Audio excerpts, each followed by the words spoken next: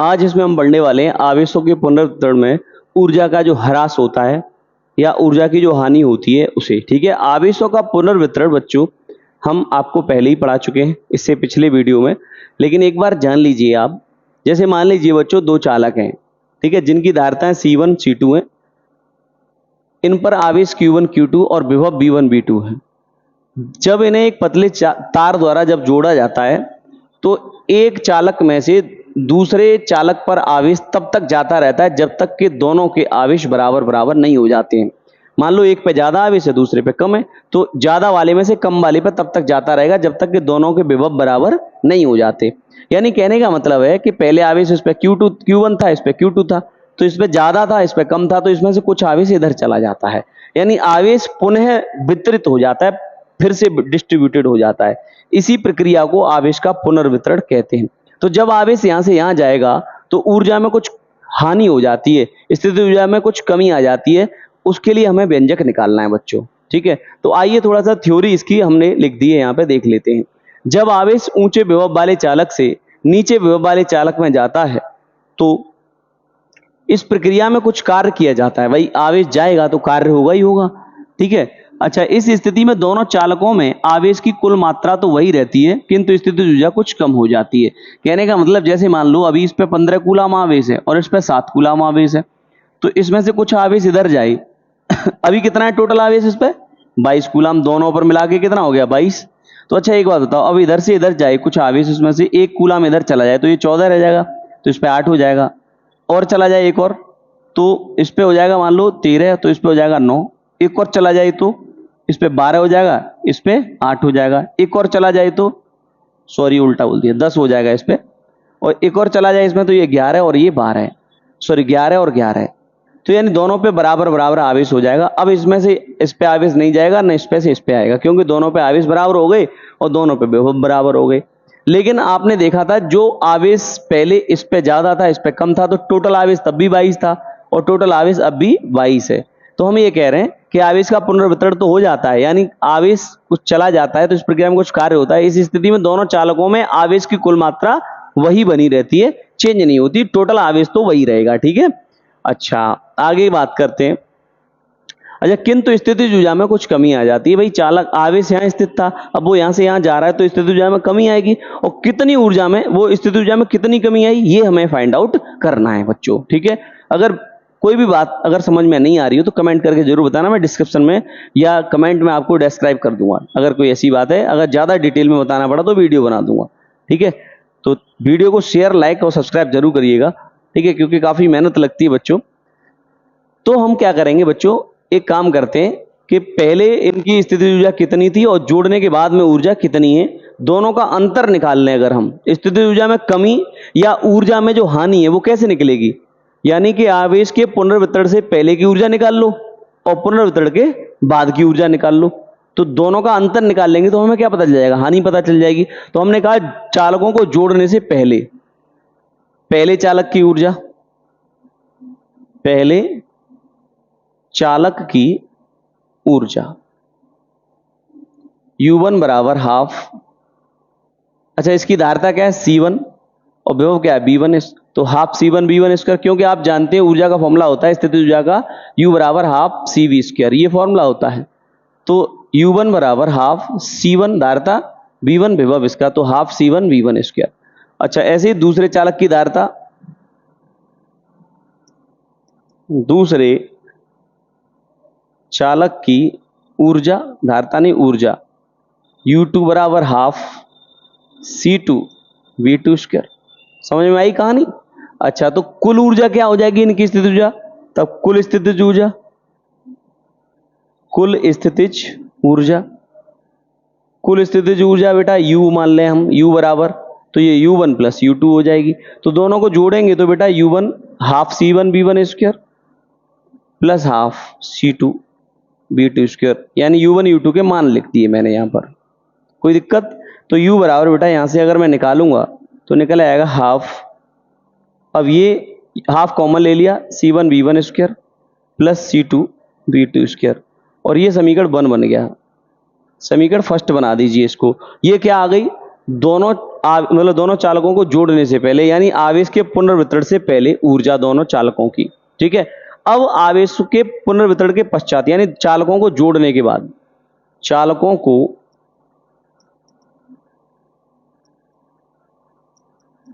जोड़ने के बाद ऊर्जा, जोड़ने से पहले कितनी ऊर्जा थी, यानी पुनर्वितरण से पहले ऊर्जा कितनी थी, और पुनर्वितरण के बाद जो ऊर्जा है वो, अगर मान लो जोड़ने के बाद ऊर्जा U डैश हो जाती है, तो एक बात बताओ, जो दोनों चालक हैं ये, इस पे चालक का कुल धारिता इसकी, दोनों, इसकी C1 है, इसकी C2, तो दोनों की C1 प्लस C2 हो जाएगी, जोड़ देंगे तो भाई ये तो कनेक्ट है ना अब, तो ये दोनों की टोटल धारिता C1 प्लस C2 हो जाएगी, और दोनों का विभव ओवेनेस्ट विभव B हो जाता है ना। तो बेटा इसको देखो यहां से,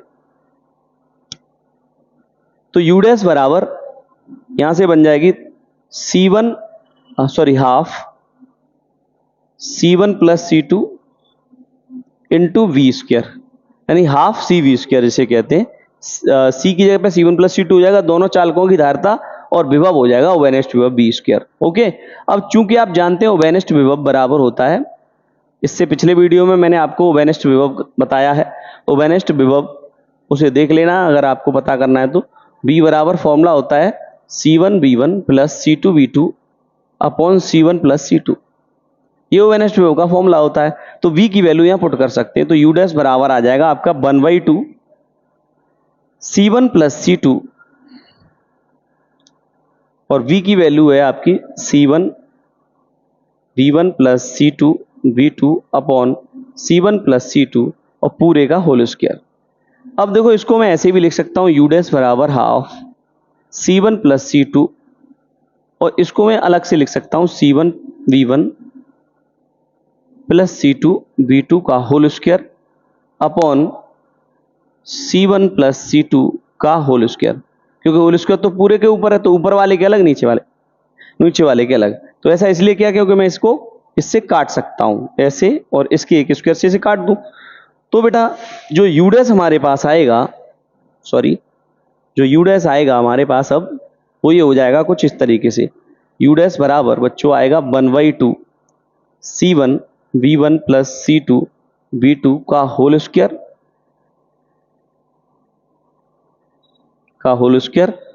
अपॉन C1 प्लस C2, ये आएगा। ठीक है, ये समीकरण हम बना देते हैं सेकंड, यानी ये जोड़ने के बाद ऊर्जा, वो थी जोड़ने से पहले ऊर्जा।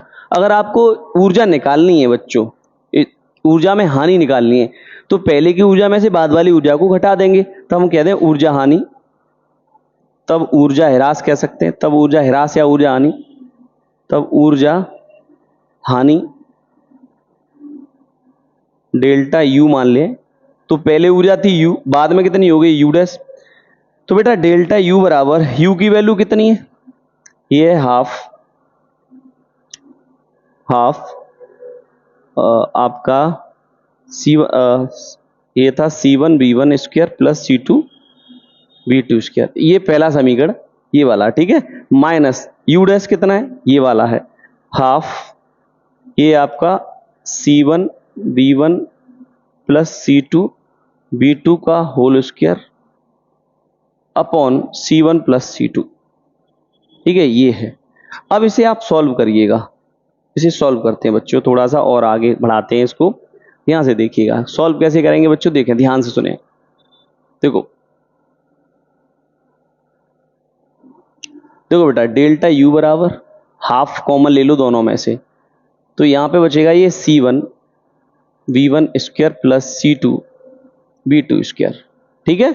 अच्छा, ये हाफ बाहर आ गया, ये माइनस का चिन्ह है, ठीक है।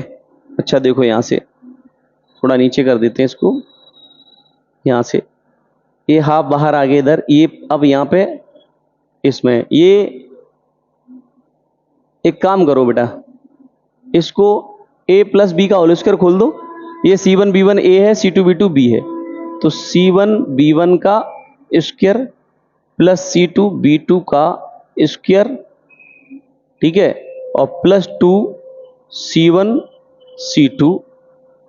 C1 B1 सॉरी, और C2 B2, ध्यान देना बात पे, क्या कहा गया, यानी a square plus B square, यानी C2 B2 square plus 2c1b1 c2b2। Okay, ये फॉर्मूला खुला है यहां से, और बटे नीचे c1 प्लस c2। ठीक है बेटा, कोई दिक्कत? अब देखो यहां से डेल्टा u बराबर 1/2। देखो बेटा, इसका गुणा यहां कर दें, जैसे आप करते हैं ना 5 + 3/2 ऐसे लिखा है, तो इसका गुणा यहां करते हैं 2 × 5 प्लस या कहें 2 पंजे 10 प्लस 3 बटे पूरे के नीचे 2 लिख देते हैं। सेम ऐसे ही करना है आपको, ये इसका गुणा यहां पे कर दो, ये आ जाएगा आपका c1 प्लस c2, ये है आपका c1b1 square plus c2b2 square, चिन्ह माइनस का है। अब ये पूरा ऐसा करो, इसको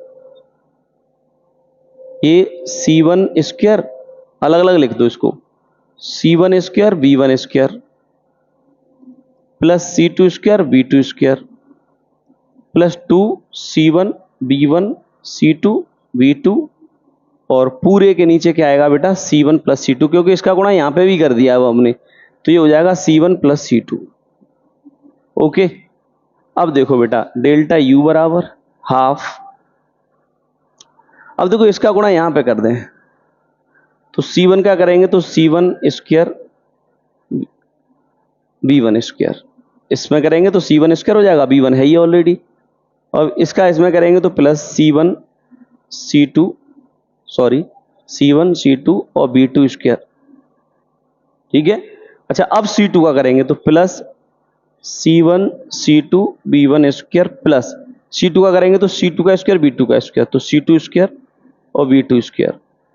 ठीक है, चिन्ह यहां माइनस का है तो इसे पूरे को माइनस बना देगा, तो minus c1 square b1 square minus c2 square ये और b2 स्क्वायर, यानी ये इसको माइनस कर देगा, इसको भी माइनस कर देगा, इसको भी माइनस कर देगा।